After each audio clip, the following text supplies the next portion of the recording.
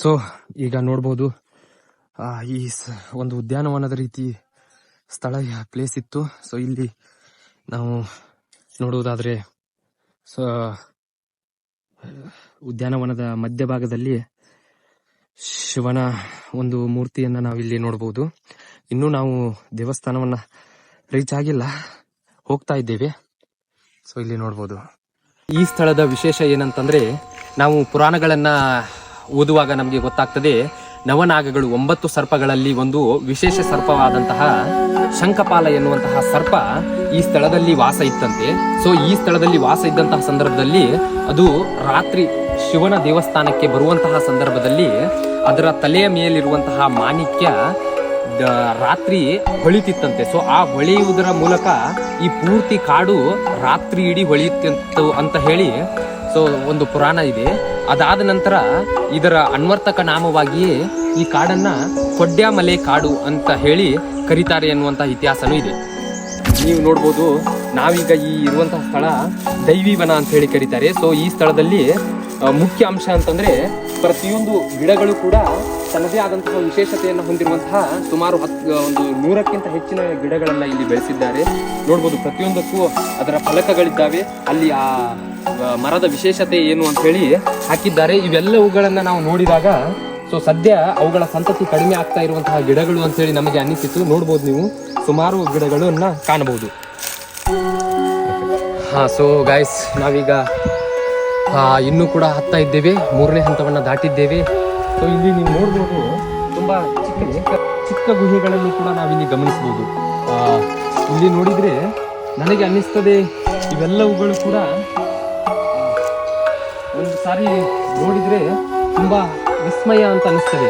ಅಲ್ಲಿ ಒಳಗೆ ಸುಮಾರು ಒಂದು 20ರಿಂದ 30 ಜನ ಕುಳಿತುಕೊಳ್ಳುವಷ್ಟು ಪ್ರದೇಶ ಇದೆ. ಸೊ ನೀವು ನೋಡ್ಬೋದು, ಇಲ್ಲಿಯ ಒಂದು ಈ ಗುಹೆಗಳನ್ನ ನೋಡ್ತಾ ಇದ್ರೆ ನಾವು ಕೇವಲ ಇತಿಹಾಸದಲ್ಲಿ ಓದಿದ್ವು, ಆದರೆ ಇಲ್ಲಿ ಗಮನಿಸುವುದಾದ್ರೆ ನೋಡಿ, ಇದೆಲ್ಲವುಗಳು ಕೂಡ ಸುಮಾರು 100 ಜನ ಕೊಳ್ಳುವಂತಹ ಪ್ಲೇಸ್ ಕೂಡ ಇಲ್ಲಿ ಇದೆ. ಅಲ್ಲಿ ಒಳಗೆ ಹೋದ್ರೆ ಇನ್ನೂ ಸ್ಥಳಾವಕಾಶ ಇದೆ ಅಲ್ಲಿ. ಆದರೆ ಇದೆಲ್ಲವುಗಳು ಕೂಡ ಒಂದು ಪ್ರಕೃತಿಯ ವಿಸ್ಮಯ ಅಂತೇಳಿ ಹೇಳ್ಬೋದು. ಇದು ಭೋಜನ ಗುಹೆ ಅಂತ ಅನಿಸ್ತದೆ. ಮತ್ತೆ ಇಲ್ಲಿ ಪಾರ್ವತಿ ದೇವಸ್ಥಾನದ್ದು ಇದು ಮಾಡಿದ್ವಿ ನಾವು. ದರ್ಶನ ಎಲ್ಲ ಮಾಡಿ ಬಂದು ಇಲ್ಲಿ ದೇವರಿಗೆ ಕೈಯೆಲ್ಲ ಮುಗ್ದು ದರ್ಶನ ಮುಗಿಸಿಕೊಂಡು ಬಂದಿದ್ವಿ. ಈಗ ನೆಕ್ಸ್ಟ್ ಸ್ಟೆಪ್ ಏನಂದರೆ ಕಾರಿಂಜೇಶ್ವರ ಶಿವನ ದೇವಾಲಯ ಅಂದರೆ ಫುಲ್ ಟಾಪಲ್ಲಿ ಇಲ್ಲಿಂದ ಹತ್ಕೊಂಡು ಹೋಗ್ಬೇಕು. ಫುಲ್ ಮೇಲೆ ಹತ್ಕೊಂಡು ನಂತರ ಅಷ್ಟು ಸ್ವಲ್ಪ ಕಾಲ್ದಾರಿ ಇದೆ, ಅಲ್ಲಿಂದ ಹೋಗುವಾಗ ನಮಗೆ ಶಿವನ ದೇವಾಲಯ ಸಿಗ್ತದೆ. ಬನ್ನಿ ಗಾಯ್ಸ್, ಈಗ ಅಲ್ಲಿಗೆ ಹೋಗೋದು. ಈಗ ಅಲ್ಲಿ ಹೋದ್ಮೇಲೆ ಸಿಗುವ ಇಲ್ಲಿ ನಾವು ಹೋಗ್ತಾ ಇದೀವಿ. ಇಲ್ಲಿಂದ ಒಂದು 100 ಮೆಟ್ಲು ಏರಿ ಆದ್ಮೇಲೆ ಇಲ್ಲೊಂದು ದ್ವಾರ ಸಿಗ್ತದೆ ನಮಗೆ. ಆ ದ್ವಾರ ದಾಟಿದ ಮೇಲೆ ಮತ್ತೆ 100-150 ಇನ್ನೂ 100-150 ಮೆಟ್ಲು ಏರ್ಬೇಕಂತ ಹೇಳ್ತಾ ಇದ್ದಾರೆ ಅವರು. ಕೇಳಿ. ಸೊ ಬನ್ನಿ ನೋಡಿ, ಆ ಒಂದು ಬಂಡೆ ಕಲ್ಲುಗಳು ಏಕಶಿಲಾ ಬೆಟ್ಟ ಅಂತ ಹೇಳಿ ಉಲ್ಲೇಖ ಮಾಡಿದೆ.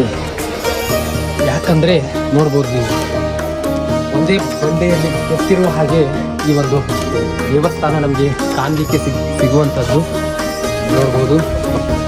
ಭಕ್ತಾದಿಗಳು ಯುಗಾದಿ ಸ್ಪೆಷಲ್ ಆಗಿರೋದ್ರಿಗೆ ತುಂಬ ಭಕ್ತಾದಿಗಳು ಇದ್ದಾರೆ ದೇವಸ್ಥಾನದಲ್ಲಿ ಇವತ್ತು.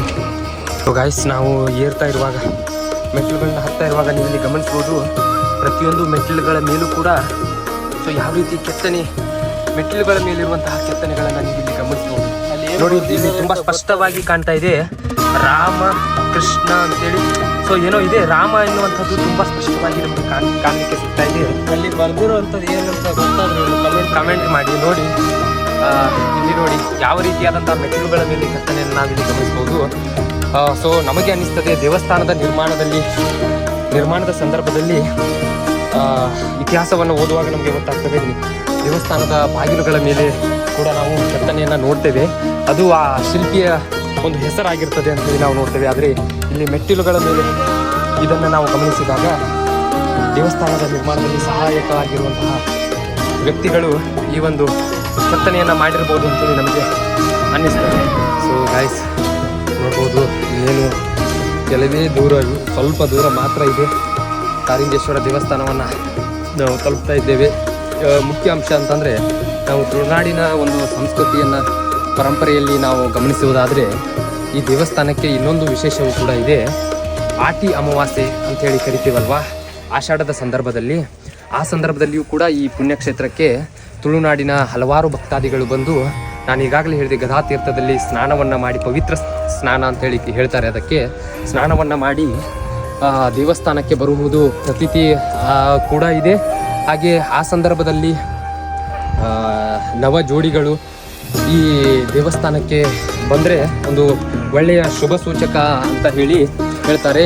ಸೊ ನಾವೀಗ ಉಷ್ಟುಂಗ ತೀರ್ಥ ಎನ್ನುವಂತಹ ಸ್ಥಳಕ್ಕೆ ಬಂದಿದ್ದೇವೆ. ಉಷ್ಟುಂಗ ತೀರ್ಥ ಮತ್ತು ಮಂಡಿ ತೀರ್ಥ ಅಂತ ಹೇಳಿ ಕರೆಯುವಂತಹ ಜಾನು ತೀರ್ಥ. ಸೊ ಅದನ್ನು ನಾವೀಗ ಗಮನಿಸಬಹುದು. ಸೊ ಇಲ್ಲಿ ನೋಡಬಹುದು ಉಷ್ಟುಂಗ ತೀರ್ಥ ಎನ್ನುವಂತಹ ಒಂದು ಚಿಕ್ಕ ಹೊಂಡವನ್ನು ನೋಡ್ಬೋದು. ಸೊ ಈ ಹೊಂಡ ವಿಶೇಷತೆ ಏನಂತಂದ್ರೆ, ವರ್ಷದ 365 ದಿನಗಳು, 365 ದಿನಗಳು ಕೂಡ ಎಷ್ಟೇ ಬೇಸಿಗೆ ಇರಲಿ, ಎಷ್ಟೇ ಇದಿರಲಿ, ಈ ಒಂದು ಈ ಒಂದು ಹೊಂಡದಲ್ಲಿ 365 ದಿನಗಳು ನೀರು ಬತ್ತದೇ ಇರುವಂತಹದ್ದು ಒಂದು ವಿಸ್ಮಯವೂ ಕೂಡ ಹೌದು. ನಾವು ಈಗಾಗಲೇ ನೋಡ್ಬೋದು, ಮಂಗಳೂರಿನ ಒಂದು ತಾಪಮಾನವನ್ನು ಗಮನಿಸಿದ್ರೆ ನಮಗೆ ಇಲ್ಲಿ ನೀರಿನ ಸಮಸ್ಯೆ ಇದೆ ಅಂಥೇಳಿ ಗೊತ್ತಾಗುವುದು ಕೂಡ ನೋಡಿ. ಆದರೆ ಇಷ್ಟೇ ಒಂದು ಈ ಯಾವ ಪ್ರದೇಶದಲ್ಲಿಯೂ ಕೂಡ ನೀರಿಲ್ಲ. ಆದರೆ ಈ ಹೊಂಡದ ವಿಶೇಷ ಇದು. ಇದರ ಇತಿಹಾಸವನ್ನು ನೋಡಿದರೆ, ಮಹಾಭಾರತದ ಕಾಲದಲ್ಲಿ ಭೀಮನು ತನ್ನ ಕಾಲಿನ ಹೆಬ್ಬೆರಳನ್ನು ಊರಿದಾಗ ಈ ಒಂದು ತೀರ್ಥ ಹುಟ್ಟಿಕೊಂಡಿದೆ ಎನ್ನುವಂಥದ್ದು ಇತಿಹಾಸದ ಮೂಲಕ ನಮಗೆ ತಿಳಿದು ಬರ್ತದೆ.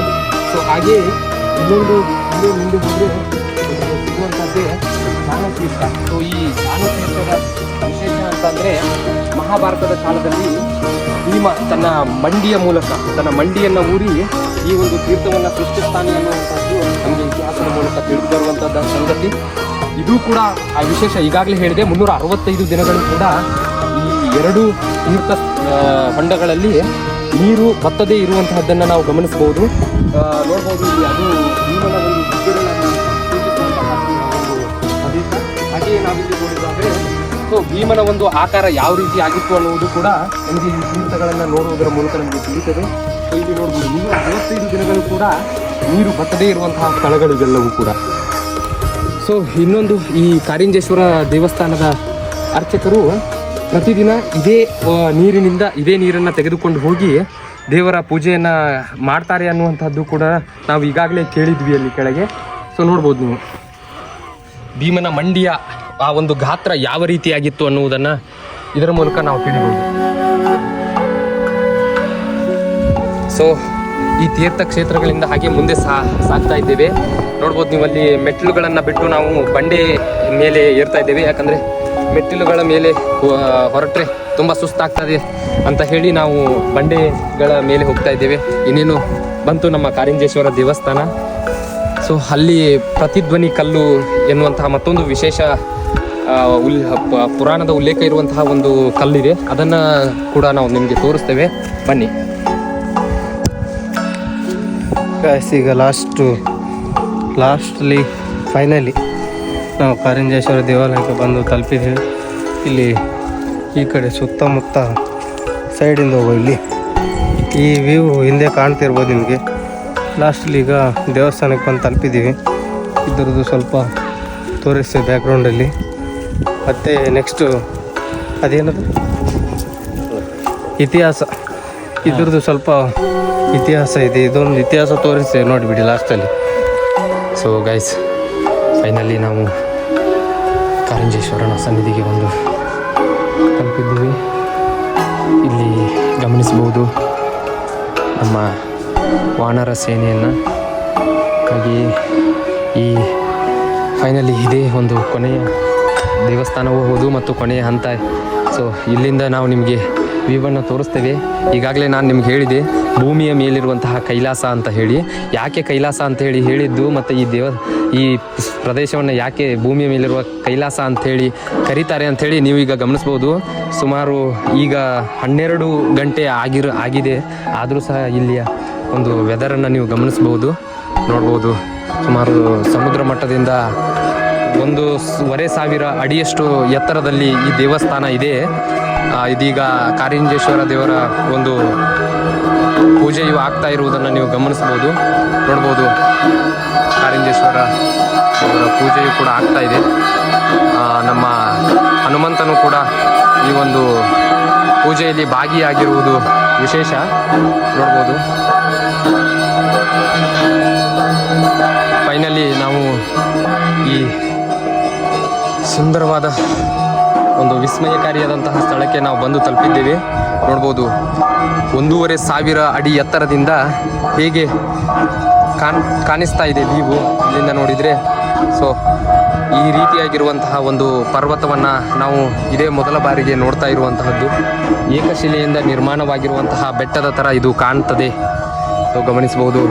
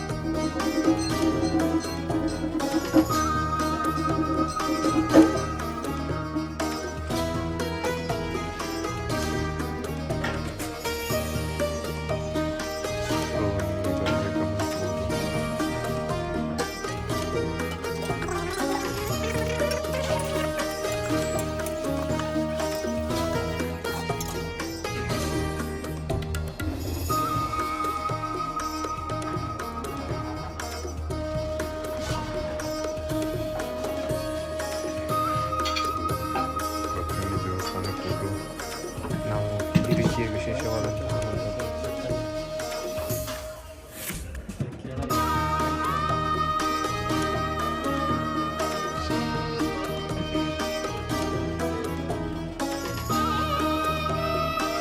ಕ್ಷೇತ್ರ ಪುರಾಣದ ಒಂದು ಉಲ್ಲೇಖವನ್ನು ನಾವು ಗಮನಿಸಿದಾಗ ನಮಗೆ ತಿಳಿದು ಬರುವಂಥದ್ದು ಶ್ರೀರಾಮದೇವರು ಸೀತಾಮಾತೆಯೊಂದಿಗೆ ಶ್ರೀಲಂಕಾದಿಂದ ಅಯೋಧ್ಯೆಗೆ ಹೋಗುವಂತಹ ಸಂದರ್ಭದಲ್ಲಿ ಇದೇ ಸ್ಥಳದಲ್ಲಿ ಬಂದು ಶಿವನನ್ನು ಪೂಜೆ ಮಾಡಿದಂತಹ ಉಲ್ಲೇಖವು ಕ್ಷೇತ್ರ ಪುರಾಣದಲ್ಲಿ ನಮಗೆ ಕಾಣಲಿಕ್ಕೆ ಸಿಗ್ತದೆ. ಸೊ ಅದಾದ ನಂತರ ಏನಾಗ್ತದೆ, ಅವರ ಸೇನೆಯಲ್ಲಿಯ ಒಂದು ವಿಶೇಷ ಭಾಗವಾದಂತಹ ವಾನರ ಸೇನೆಯನ್ನು ಈ ಭಾಗದಲ್ಲಿ ಬಿಟ್ಟು ಹೋಗ್ತಾರೆ ಎನ್ನುವಂಥದ್ದು ಐತಿಹ್ಯ ಮತ್ತು ಪ್ರತೀತಿಗಳಿವೆ. ಸೊ ಅದನ್ನೇ ನಾವು ಗಮನಿಸಬಹುದು. ಈ ಸಂದರ್ಭದಲ್ಲಿ ಅವರು ಮಧ್ಯಾಹ್ನದ ಪ್ರಸಾದವನ್ನು ವಾನರ ಸೇನೆಗೆ ನೀಡಿರುವಂತಹದ್ದು. ಅಲ್ಲಿಯೂ ಕೂಡ ಒಂದು ವಿಶಿಷ್ಟ ಒಂದು ಕಲ್ಪನೆ ಇದೆ. ಏನಪ್ಪ ಅಂತಂದರೆ, ಅದು ಪ್ರತಿಧ್ವನಿ ಕಲ್ಲಿನ ಮೇಲೆಯೇ ವಾನರ ಸೇನೆಗೆ ಪ್ರಸಾದವನ್ನು ಹಾಕ್ತಾರೆ. ಅದು ಪ್ರತಿನಿತ್ಯವೂ ಆಗುವಂಥ ಪ್ರಕಟಣೆ. ಸೊ ಇನ್ನೊಂದು ಪುರಾಣದ ಪ್ರಕಾರ ನಮಗೆ ತಿಳಿದು ಬರುವಂಥದ್ದು ಏನಪ್ಪ ಅಂತಂದರೆ, ಅಸ್ತ್ರಗಳಲ್ಲಿಯೇ ಶ್ರೇಷ್ಠ ಅಸ್ತ್ರ ಆದಂತಹ ಪಾಶುಪಶಾಸ್ತ್ರವನ್ನು ಶಿವನು ಮತ್ತು ಪಾರ್ವತಿಯ ಒಂದು ಉಪಸ್ಥಿತಿಯಲ್ಲಿಯೇ ಈ ಸ್ಥಳದಲ್ಲಿಯೇ ಅರ್ಜುನನಿಗೆ ಪಾಶುಪಶಾಸ್ತ್ರ ದೊರೆತಿರುವಂತಹದ್ದು ನಮಗೆ ಪುರಾಣಗಳ ಉಲ್ಲೇಖದಲ್ಲಿ ಸಿಗ್ತದೆ. ಸೊ ಇಷ್ಟೆಲ್ಲ ಇತಿಹಾಸ ಮತ್ತು ಪುರಾಣಗಳನ್ನು ಹೊಂದಿರುವಂತಹ ಈ ಪ್ರಸಿದ್ಧ ಸ್ಥಳವನ್ನು ಕಲಿಯುಗದಲ್ಲಿ ಭೂ ಕೈಲಾಸ ಅಥವಾ ಕಾರಿಂಜೇಶ್ವರ ಎಂದು ಕರೆಯುತ್ತಾರೆ. ಈಗ ಮೇಲೆ ಹೋಗಿ ಎಲ್ಲ ದೇವರ ದರ್ಶನ ಎಲ್ಲ ಮಾಡಿ ಮೇಲಿರುವ ಗುಹೆ, ಶಿವ ಪಾರ್ವತಿ ದೇವಾಲಯ ಎಲ್ಲ ತೋರಿಸಿದ್ವಿ. ಎಲ್ಲ ತೋರಿಸಿಗ ವಾಪಸ್ ನಾವು ಕೆಳಗೆ ಬರ್ತಾ ಇದ್ದೀವಿ. ಈಗ ಸರಿಯಾಗಿ 12:45 ಆಗಿದೆ. ವಿಶೇಷ ಪೂಜೆ ಕೂಡ ನಮಗೆ ಸಿಕ್ತು ದರ್ಶನಕ್ಕೆ. ಸೊ ಕೊನೆಯದಾಗಿ ಗದಾತೀರ್ಥಕ್ಕೆ ವಾಪಸ್ ಬರ್ತಾ ಇದ್ದೇವೆ. ಸೊ ಈ ಕಾರಿಂಜೇಶ್ವರ ದೇವಸ್ಥಾನದಲ್ಲಿ ಒಂದು ವರ್ಷಕ್ಕೆ ಒಮ್ಮೆ ಪೂಜೆ ನಡೀತದೆ ಮತ್ತು ಜಾತ್ರೆ ಕೂಡ ಇರ್ತದೆ. ಸೊ ಅದು ವಿಶೇಷವಾದಂತಹ ಜಾತ್ರೆ. ಸುಮಾರು 4ರಿಂದ 5 ದಿವಸ ಆಗ್ತದೆ ಅಂತೇಳಿ ಕೇಳ್ಪಟ್ವಿ. ಅಲ್ಲಿ ಶಿವನ ಒಂದು ಕಾರಿಂಜೇಶ್ವರ ದೇವಸ್ಥಾನದಿಂದ ಶಿವನ ಮೂರ್ತಿಯನ್ನು ತಲೆಯ ಮೇಲೆ ಹೊತ್ತುಕೊಂಡು ಬಂದು ಪಾರ್ವತಿ ದೇವಸ್ಥಾನದವರೆಗೂ ಬರ್ತಾರೆ ಅಂಥೇಳಿ ಕೇಳಿದ್ವಿ. ಸೊ ಅದು ಒಂದು ವರ್ಷಕ್ಕೆ ಒಮ್ಮೆ ಶಿವರಾತ್ರಿಯಲ್ಲಿ ಆಗುವಂತಹ ಜಾತ್ರೆ. ಅದು ತುಂಬ ವಿಶೇಷವಾಗಿರ್ತದೆ ಮತ್ತು ವಿಶಿಷ್ಟವಾಗಿರ್ತದೆ ಅಂತ ಹೇಳ್ತಾ ಇದ್ರು. ಇಲ್ಲಿ ಈಗ ಈ ವಿಡಿಯೋ ಮುಗೀತದೆ. ಇವತ್ತು ಯುಗಾದಿ ಹಬ್ಬ ಭಾರಿ ಜೋರಾಗಿ ಹೊಸ ವರ್ಷ ಚೆನ್ನಾಗಿ ಸ್ಟಾರ್ಟ್ ಆಗಿದೆ. ಇವತ್ತಿನ ಫಸ್ಟ್ ವಿಡಿಯೋದಲ್ಲಿ ನಾವು ಕಾರಿಂಜೇಶ್ವರದ ಇತಿಹಾಸದ ಬಗ್ಗೆ ತಿಳಿಸಿದ್ದೀವಿ. ಇನ್ನು ಮುಂದೆ ಬರುವಂಥ ವಿಡಿಯೋಗಳಲ್ಲಿ ಒಳ್ಳೊಳ್ಳೆ ಪ್ಲೇಸ್ಗಳನ್ನು ತೋರಿಸ್ತೇವೆ. ನೀವು ನಮ್ಮ ಚಾನಲ್ಗೆ ಸಬ್ಸ್ಕ್ರೈಬ್ ಮಾಡಿ, ಲೈಕ್ ಮಾಡಿ, ಶೇರ್ ಮಾಡಿ, ಸಬ್ಸ್ಕ್ರೈಬ್ ಮಾಡಿ. Thank you guys.